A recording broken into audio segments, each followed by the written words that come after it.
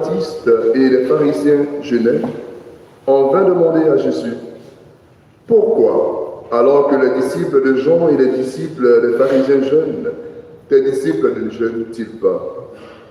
Jésus leur dit, « Les invités de la noce pourraient-ils jeûner pendant que l'époux est avec eux?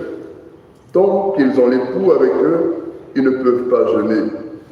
Mais des jours viendront où l'époux leur sera enlevé. Alors, ce jour-là, ils jeûneront. Personne ne raccommode un vieux vêtement avec une pièce d'étoffe neuve. Autrement, le morceau neuf ajouté tire sur le vieux tissu et la déchirure s'agrandit.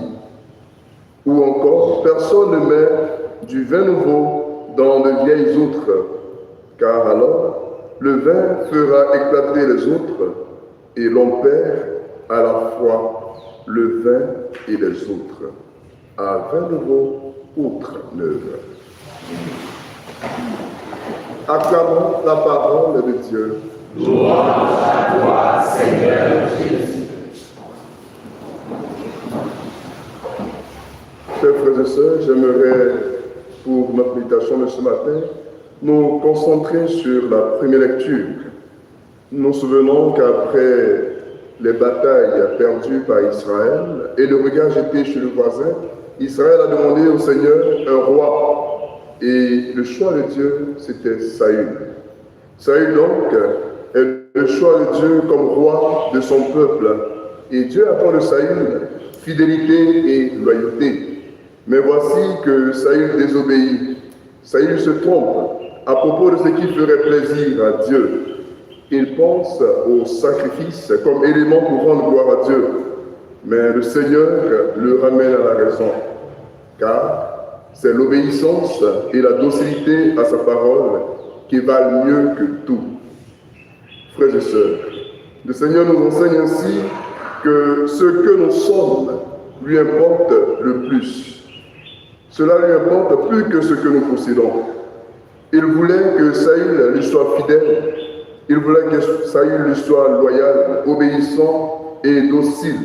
Mais contrairement, Saül a voulu posséder les richesses pour faire plaisir à Dieu, oubliant que Dieu est lui-même auteur de toute richesse.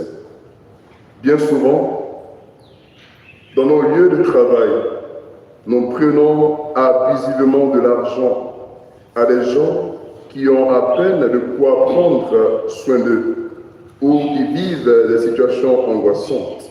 Et après, nous nous faisons bonne conscience en faisant des offrandes ou des dons. Dieu n'aime pas ça. Quand nous agissons ainsi, c'est comme si nous agissons comme Saül. Bien souvent, nous sommes responsables, nous sommes patrons, pour dire comme tout le monde.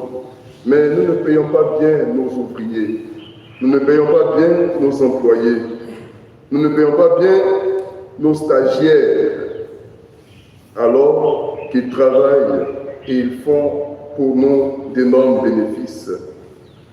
Et après, nous sommes les grands parrains de grandes cérémonies. Dieu n'aime pas ça. Parce qu'il nous dit, aime ton prochain comme toi-même. Alors, ce que nous faisons, c'est ce que Dieu veut que chacun puisse faire. Ce que nous sommes, c'est ce que Dieu attend de nous. Nous pouvons multiplier les exemples. Quelquefois, nous avons de grands biens. Nous construisons de belles choses, mais cela est construit sur la base d'éléments qui ne plaisent pas à Dieu. Et puis nous mettons des grottes, nous mettons des lieux pour nous souvenir que Dieu est celui qui guide notre vie.